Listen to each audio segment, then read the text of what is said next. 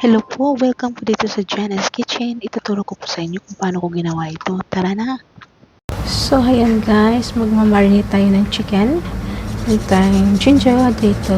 Oops!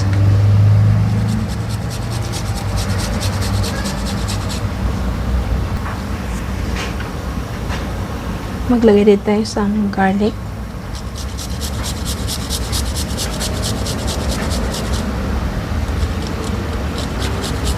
Ganito ako magmamarinate guys kasi ayoko kasi yung masyadong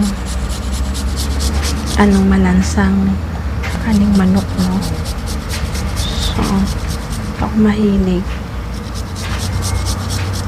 Kaya pag nagluluto ako, sinisigurado ako na wala talagang langsa.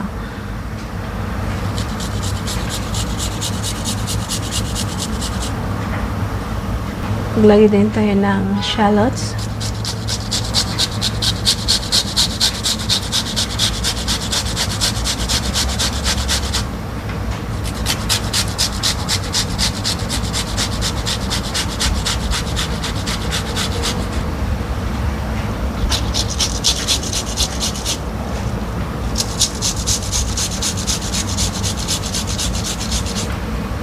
Yan, lagay mo na yan.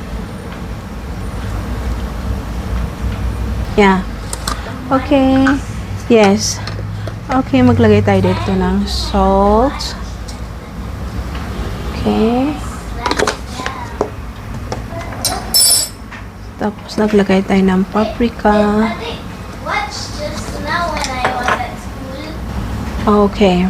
So, ang lagay ko dyan is black pepper.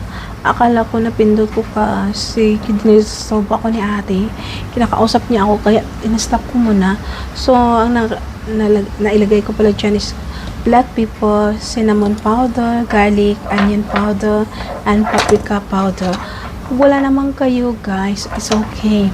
Kung gusto nyo gumamit lang ng black pepper and salt, okay na din yun, okay? Kung meron lang kayo din, pwede nyo dagdagan, okay? So, nag-squeeze tayo ng lemon dito. Hayaan mo na yung buto kasi piprituhin naman natin. So,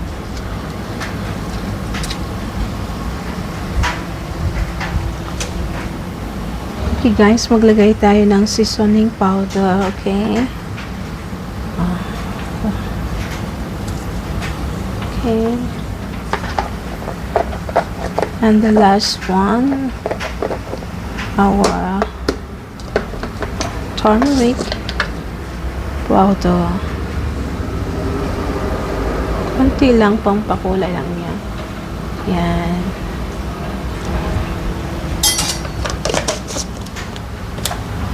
So, we halo-halo this one.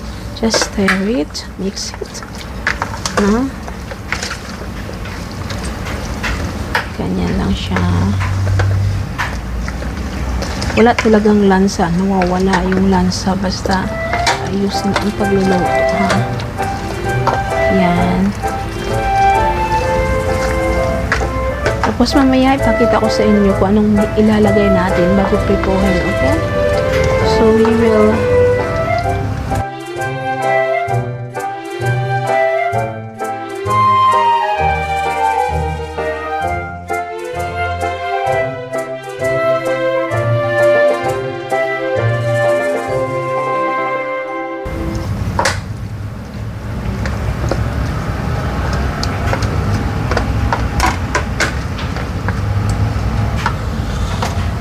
ayan.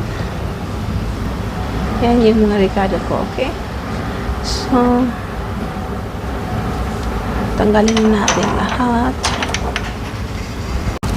So, maglagay tayo dyan ng all-purpose flour or any kind of flour. 2 kutsara. Tapos yung ating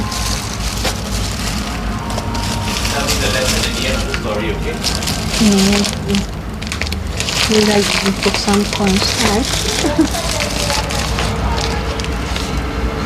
Yan, 1 kutsara lang. 2 and 1. Okay?